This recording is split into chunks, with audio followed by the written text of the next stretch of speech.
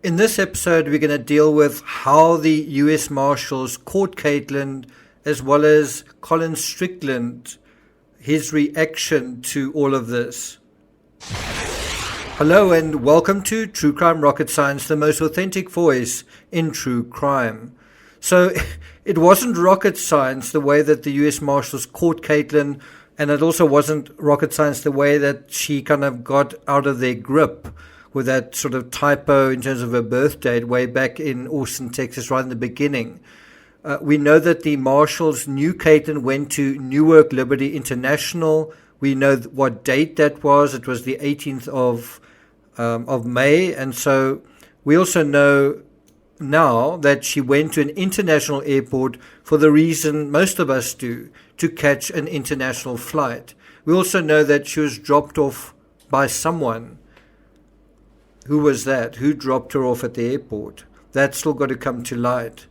Whose passport did she use? Was it the same person who dropped her off? Now, the trail seemed to us to go cold from there, but it didn't. We didn't see how the authorities were following up from that point at the airport on that day. And so the next step was actually a simple matter. Simple, but not necessarily easy. The Marshals needed to go through dozens, if not hundreds, of flight manifests from that day, May 18, and look for someone who might be Kaitlin Armstrong. Before we get to the rest of this episode, if you haven't subscribed to the channel, please do. Like, share, leave a comment, and also stay tuned to the end because I'm going to let you know about a live stream that's coming up about an hour or two from now and what that's all about. It's going to be quite exciting. And let's get started. So we don't know this for sure, but it's possible that Kaitlin was using her sister's passport. As more and more information comes to light, that illusion, that suggestion, that inference is becoming clearer and clearer. The question is, did she use that passport with or without the owner's permission? Now, all the authorities are saying right now are that Kaitlin resembled the person whose passport she was using. Well, there are few people who resemble Kaitlin more than her sister Christine. So if she was using Christine's passport, it wouldn't have been that hard to find an Armstrong amongst all those passengers. But it's also possible that there were several Armstrongs. There could have been more than one. And so then it would really just be a matter of elimination. Following up on an Armstrong, is there more than one Christine Armstrong? There might be a C Armstrong or a Chris Armstrong, and following up on those in order to exclude them. I think part of this ordinary police work would have meant tracking down and questioning Kaitlin's sister, who was in the New York area, and perhaps asking her whether she'd seen her sister or not. And we don't know what Christine told the cops, but it's fair to assume the cops still had some work to do after talking with her. Once they'd established that someone Armstrong had flown to Costa Rica, it was a question of finding out where she went from the airport. And as far as I understand, she did fill in some sort of documentation at the airport in terms of catching a bus from there. So if you assume someone has arrived at the airport with no transport, how are you going to get from there? And I would assume there's not a train from there. And so what would be the general way to get from there? And so that again would be just the police dotting I's and crossing T's. And it also made sense, certainly from Kaitlin's LinkedIn, that Kaitlin would head for a yoga retreat in Costa Rica, or a place where yoga was available.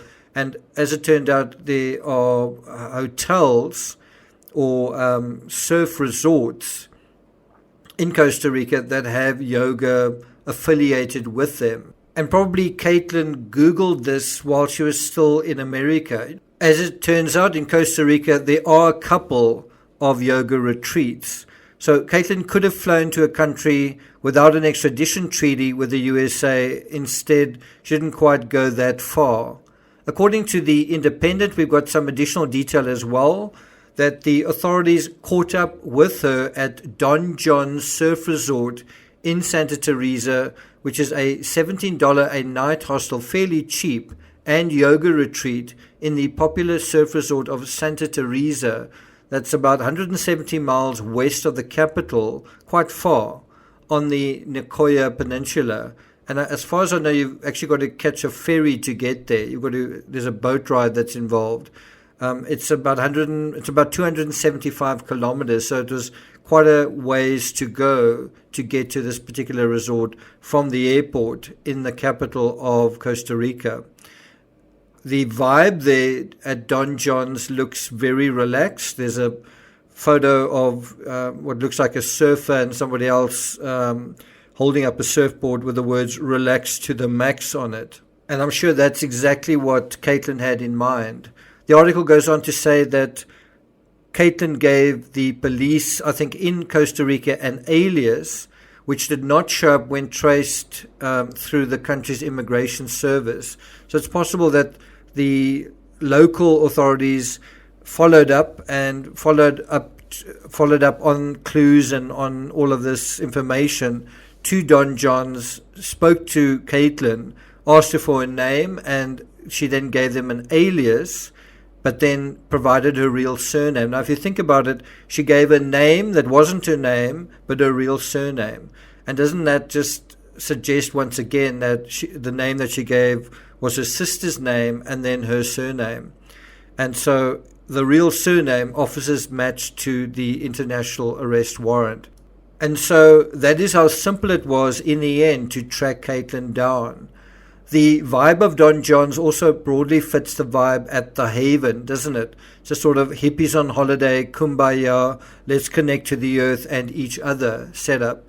So obviously when the authorities found her, they actually found her just by the fact that she's using this particular name.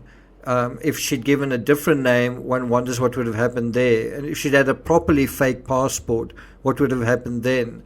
But she'd cut and dyed her hair, and she had a bandage on her nose. Now, the interesting thing with the bandage is she also said to, I think, the guy at reception or someone affiliated at Don John, she said that she'd been in a surfing accident, that a surfboard had struck her nose. But the same person who was told this said, quote, I think she had surgery done. So he didn't really believe that. And I must say, surf injuries to the nose are fairly uncommon. It's often to the back of the head or something like that. The article goes on to pontificate that if the authorities had checked Kaitlin's social media, they would have seen that she was into yoga and that she apparently had some connection to a studio in Bali. That was something this channel identified very early on.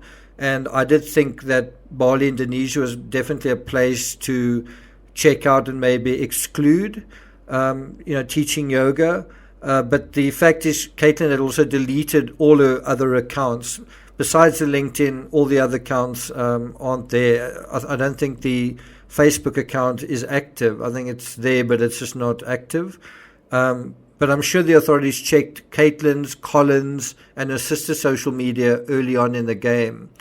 The article also goes on to point out Kaitlin's sister's social media, and it's obviously also something we touched on some weeks ago, I think, on this channel. And so the next question is, will Christine be charged? Well, the answer is unclear. According to CNN, quote, it's unclear if anyone else aided Armstrong in her efforts to evade the U.S. Marshals. But I think it's the deputy, Fuller, says we are not ruling out others being charged. And he also said that depends on where the investigation takes them. So it's possible with a pending court case, the authorities may grant immunity to certain witnesses in exchange for testimony. Whether that's in play right now is anybody's guess. Then the final thing, now that his ex has been caught, is Colin Strickland the guy at the center of this talking? Hell no. He seems intent on laying low until the shitstorm has blown over. Well, that might be a while yet. There are vibes of Brian Laundrie's parents here in the sense that despite his involvement in the fabric of the case, Strickland hasn't been particularly forthcoming. Given the relative proximity of Costa Rica to Texas, one wonders whether Kaitlin was planning on eventually sneaking back.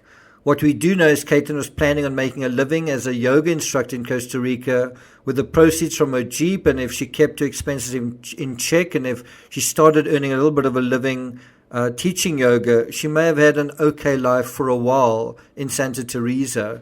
One thing I'm not sure she counted on is being among other Americans meant American news possibly followed her to the foreign coast.